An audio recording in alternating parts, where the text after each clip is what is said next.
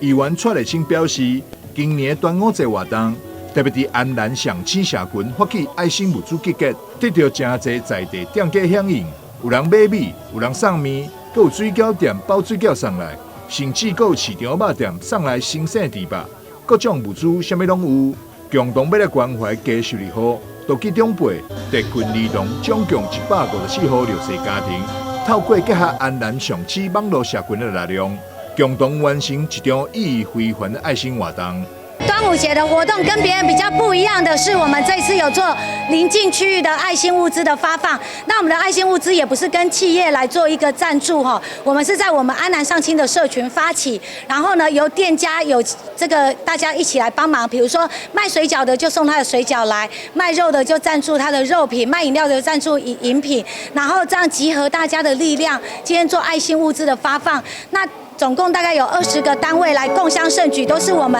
安南在地的店家，所以今天的意义与众不同，意义非凡，就是在这边。那除了